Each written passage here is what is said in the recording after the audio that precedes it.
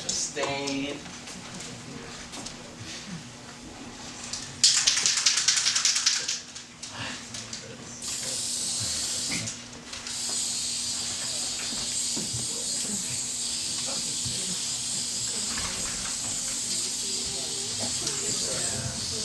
Yo, what the fuck are you doing? Fuck off. Get the fuck out of here, useless vandal. Get out. Get out now before I call the cops. Oh my god, no.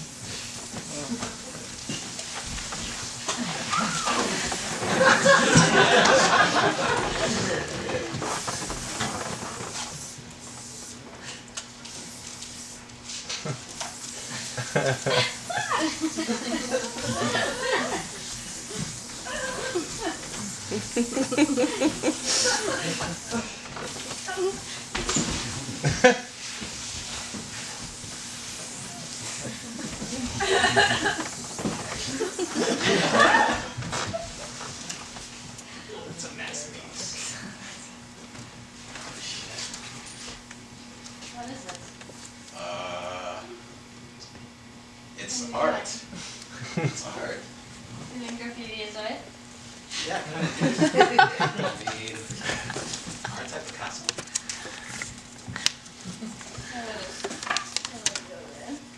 Mind if I get a cigarette? I only have this one. Are you sure?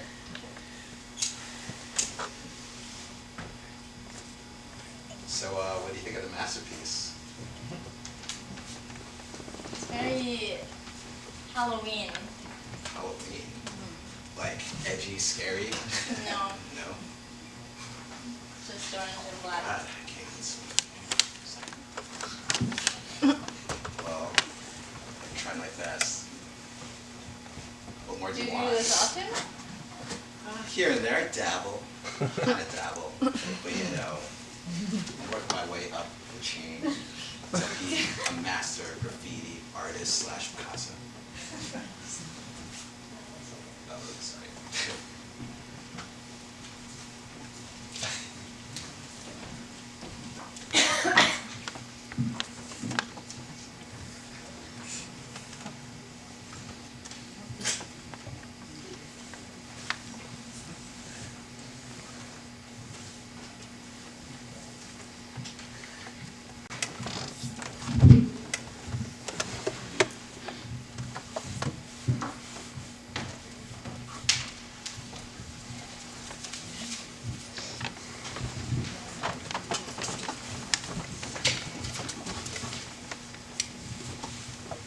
Dear Mom, we need to talk.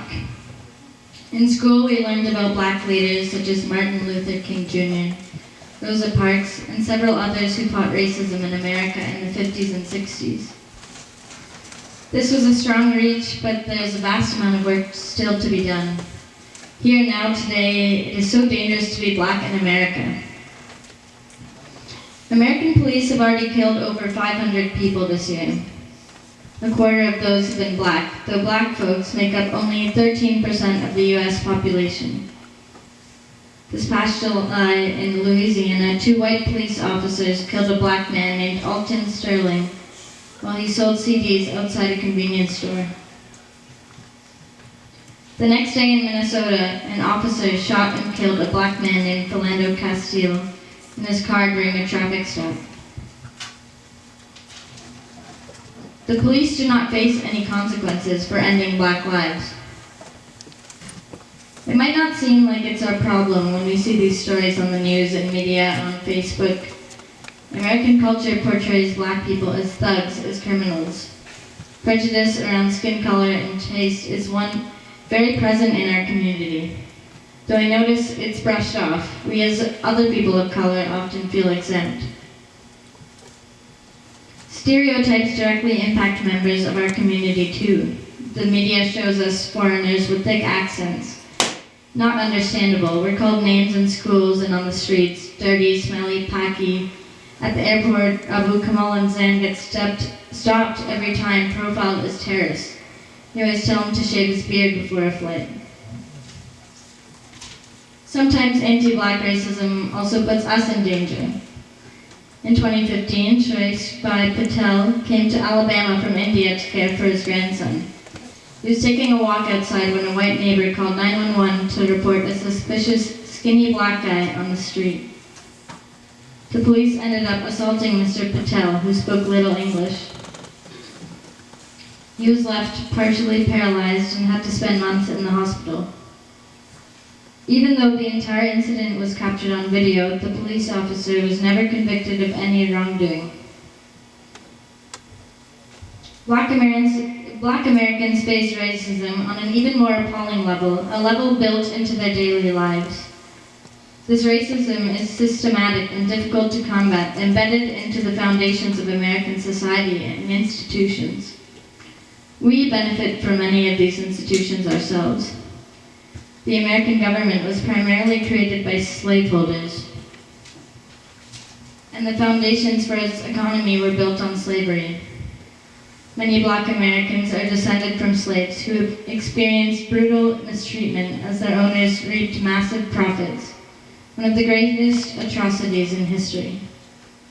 Today, America continues to fail black Americans who face disproportionate rates of imprisonment, poverty and drug abuse, unequal access to education, employment and housing, and threats of violence. But here's the secret our community wasn't taught. Our presence here in the U.S. is linked to the work of black activists. Up until the 60s, racist immigration laws allowed only 100 immigrants from countries like India into the U.S. per year. But during the civil rights movement, black Americans used protests and civil disobedience to help remove some of the most racist laws in the U.S., not only for themselves, but for all minority communities. That wasn't the only major victory of black activism. It led to lawmakers examining prejudice in many other areas, one of which was immigration policy. We have been able to build a community here thanks to black activists who helped remove massive barriers for us. Not all Americans have equal access to futures like ours. The police, the state, the courts do not value black lives. We may be harassed, profiled, called names, but it is unlikely that a confrontation between an unarmed member of our community and a police officer will end with us taking a bullet. Can we really be allies to black Americans?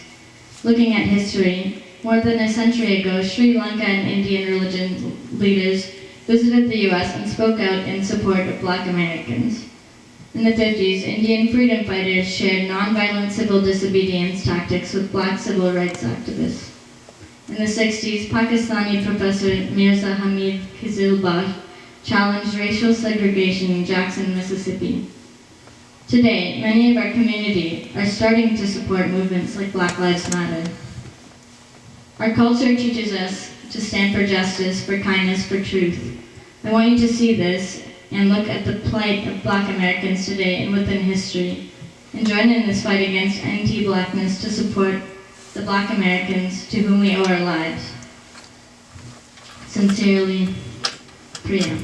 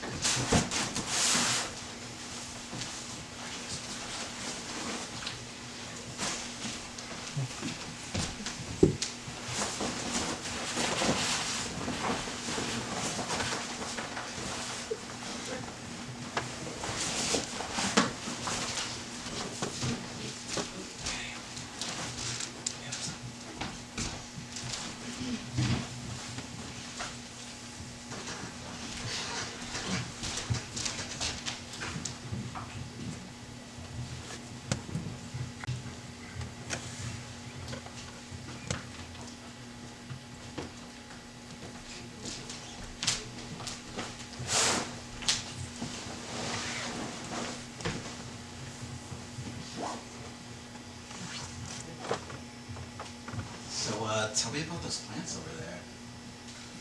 Those over there? Which one? The real one or the fake one? One of them's fake. Why do you have a fake one? It's easier to take care of. Less water in. I don't need light. I guess that's true. It stays but, green. I mean, real ones, they photosynthesize, they clean your hair. Don't you want that? I'm not around enough. I don't get enough light. What's your favorite kind of plant? I don't have one. Don't tell me it's the big one, No. because if it was, I don't know. My parents always used to tell me that plants communicate with our ancestors, you know? They pick up the nutrients from the ground and everything that's in it. Dead bodies, old spirits, and they let it out into the air.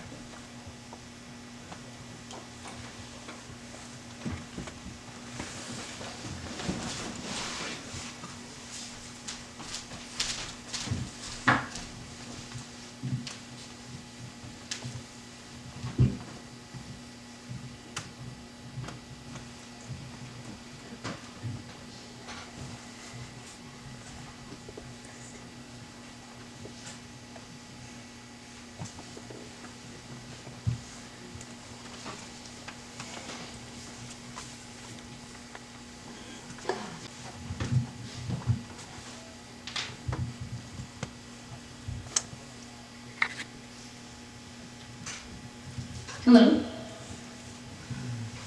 Yes, we had someone was tagging outside of our store this morning. Yeah, it was a black male, gray hoodie, black hat with, yeah,